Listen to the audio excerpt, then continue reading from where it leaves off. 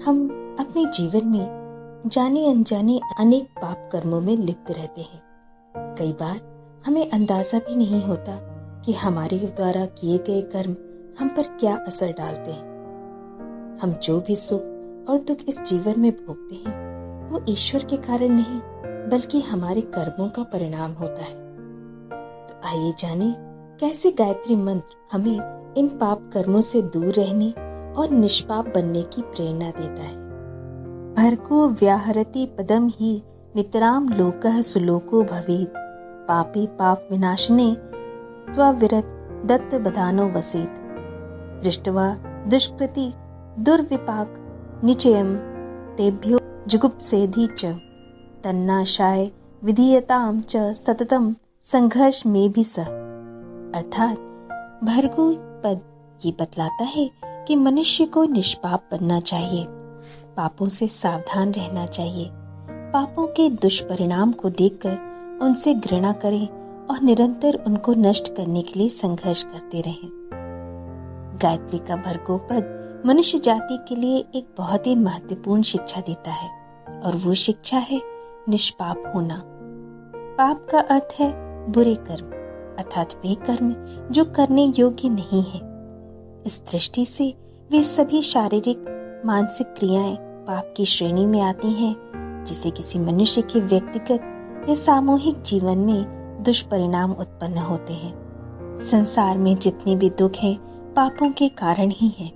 अस्पतालों में, जेल खानों में या अन्यत्र नाना प्रकार के कष्टों से पीड़ित मनुष्य अब के या पुराने पापों से ही दुख भोगते हैं।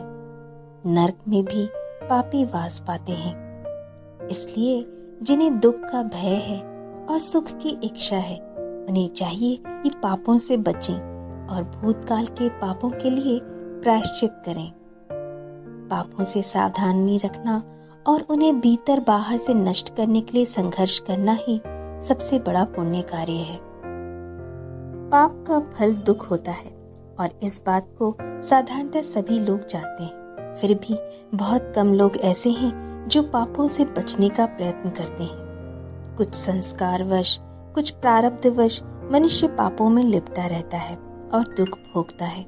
ऐसे भी लोग देखे गए हैं जो पुण्यवान, कुलीन और सदाचारी थे, मगर बुरी संगत में पड़कर पापों में लिप्त हो जाते हैं और जब एक बार पतन में गिर गए तो गिरते ही चले जाते हैं।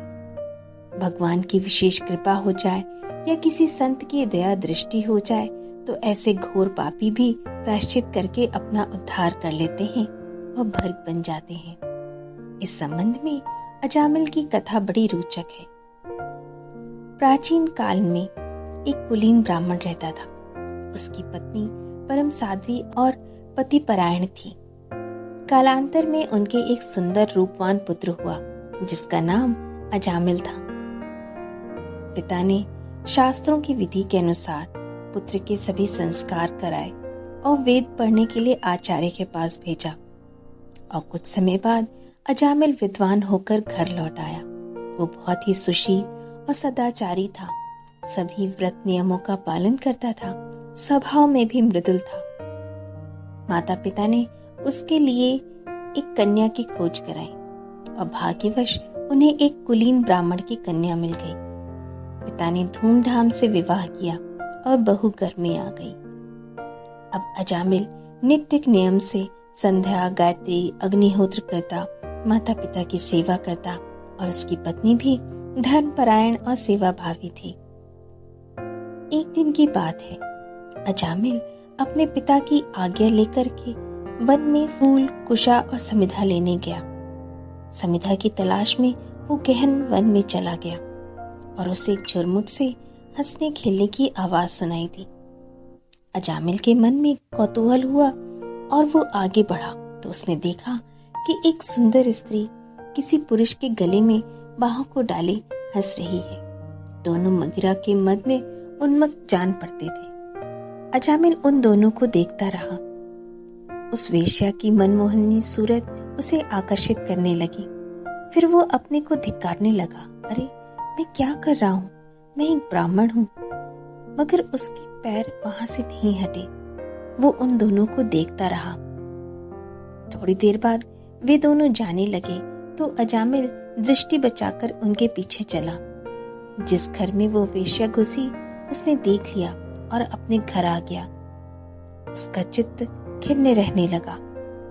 दूसरे दिन अजामिल उठा, घर से अपनी स्त्री का एक चंद्रहार ले गया और उस वेश्या को जाकर दे दिया।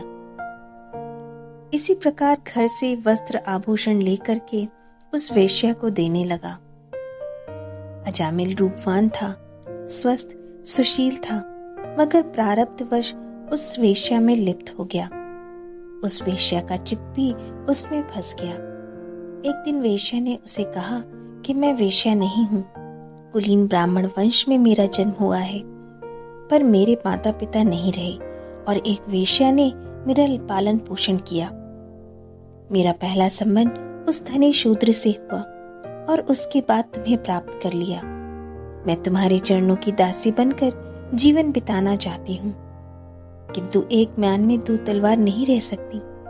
तुम या तो अपनी पत्नी के साथ रहो या उसे छोड़कर मुझसे विवाह कर लो। अजामिल तो उस वेश्या के चक्कर में फंस चुका था। वो अपने घर का धन लाकर वेश्या को देता जा रहा था। माता पिता ने बहुत समझाया, पतिव्रता पत्नी ने रो रो कर समझाने की चेष्टा की, मगर वो नहीं समझा और अपनी माता पिता और सती साध्वी पत्नी को त्याग कर उस वेश्या के यहाँ रहने लगा।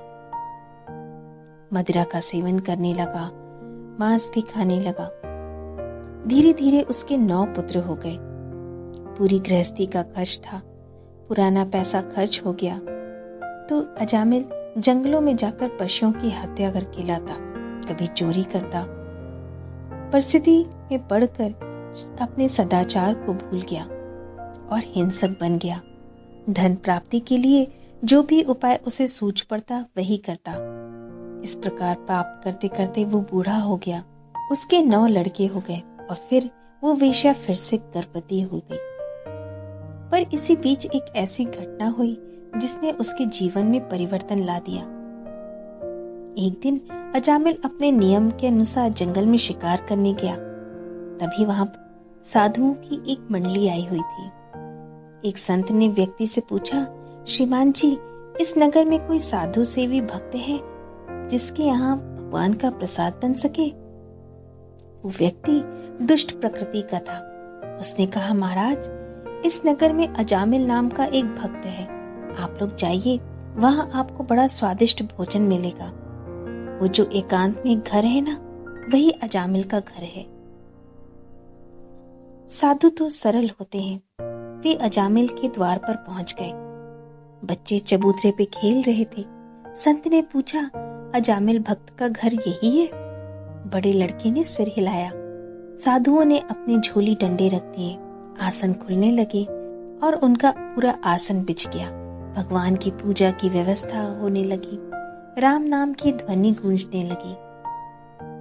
लड़के दौड़कर अंदर गए और अपनी माँ से कहा कि हमारे चबूतरे पे बड़े बड़े बाबा लोग आए हैं और पूछ रहे हैं अजामिल भक्त का घर यही है।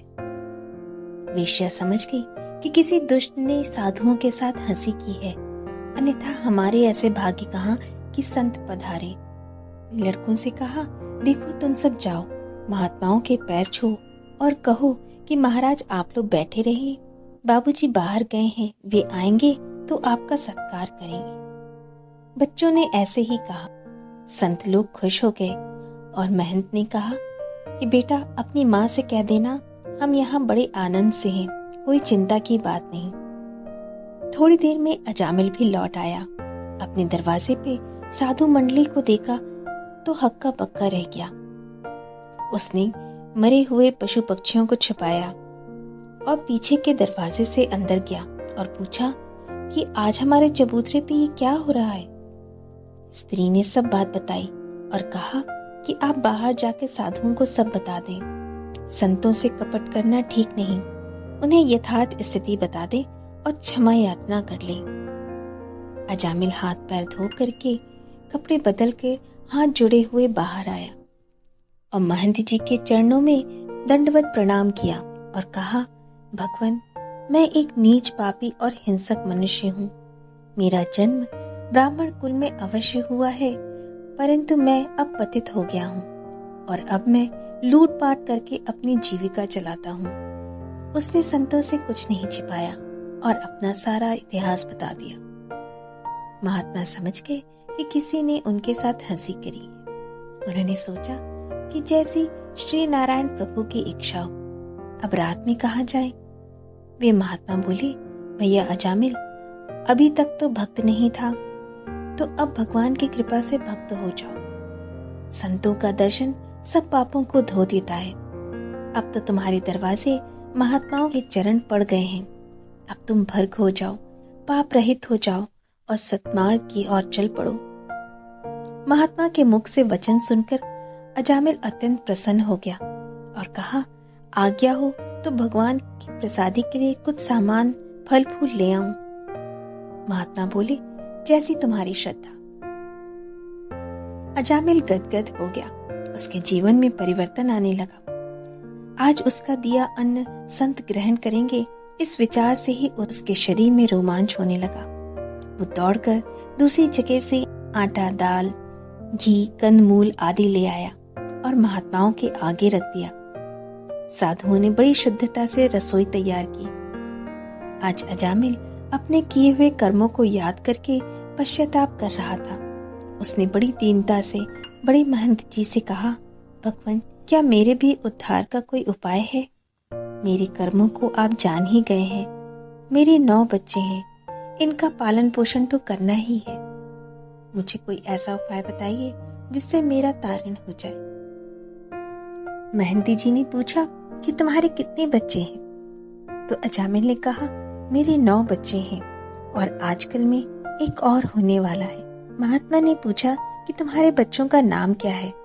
तो अजामिल ने कहा, नाम क्या है, किसी पंडित ने नामकरण तो किया नहीं है, मैंने ही पुकारने के लिए कुछ ऐसे ही नाम रख लिए हैं। महात्मा जी हंसे और बोले, अब एक काम करना, अब जो बच्चा हो उसका नाम नारायण रख देना, फिर देखो क्या होता है। भगवान अपने नाम की लाज के लिए कुछ करेंगे ही। साधुओं की रसोई तैयार हुई, भगवान का भोग लगा और आरती का घंटा बजते ही सब बच्चे आके खड़े हो गए। अजामिल और उसकी पत्नी, सभी बच्चे हाथ जोड़कर खड़े हो गए। भोग लग जाने पर महात्मा जी ने कहा, अजामिल भैया, तुम कुछ भगवान का प्रसाद अपने बच्चों के लिए ले जाओ। अजामिल हाथ जोड़कर कहा कि आप सब लोग प्रसाद पालें, फिर जो बचेगा उसे हम लोग ले लेंगे। तब महात्मा लोग पंक्ति पर बैठ गए। प्रसाद सबको परोसा गया और सब लोग हरि कीर्तन करने लगे। इसके बाद सबने प्रसाद पाया। अजामिल देखता रहा। महात्माओं के प्रसाद पा लेने पर अजामिल ने कहा कि संत अपना पत्तल ना उठाए। उसने सब पत्तलों को उठाया और महात्माओं ने बचा प्रसाद उसे दे दिया। उसने और बच्चों ने प्रसाद पाकर अत्यंत तृप्ति का अनुभव किया। प्रातःकाल संत लोग विदा हो गए। अजामिल के जीवन में एक मोड़ आ गया। अब वो दिन रात नारायण नाम लेता रहा। चोरी हिंसा छोड़ दी। एक छोटी सी दुकान खोलकर आजीविका चलाने लगा। कुछ समय बाद अजामिल की पत्नी ने पुत्र को जन्म दिया। उसका नाम पहले ही नारायण रख दिया गया था। अजामिल का अनुराग इस नारायण के प्रति विशेष हो गया। वो खाते पीते उठते बैठते नारायण को अपने साथ रखता और नारायण नारायण पुकारता रहता।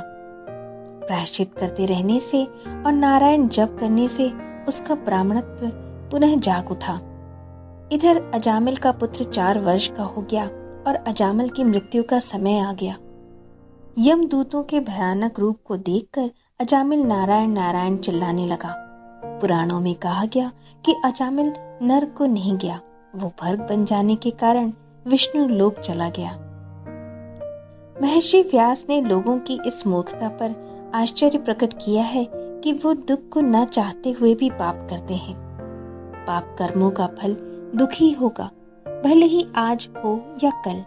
लोग नहीं चाहते कि वे पाप करें, फिर भी पाप कर्मों में लिप्त रहते हैं। शास्त्रों ने इसका कारण वो भूल बताया है जिससे माया, अज्ञान, अविद्या, मोह या अन्य नामों से पुकारा जाता है।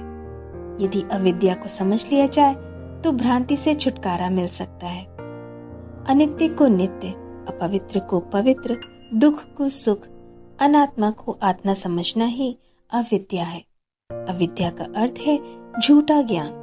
जो अविद्या के क्लेश से क्लेशित हैं वे दैत्य हैं, और जो इस अविद्या को दूर कर सकते हैं वो देव हैं। जब अविद्या अज्ञान का पर्दा हट जाता है तब मनुष्य भर्ग बनना शुरू हो जाता है।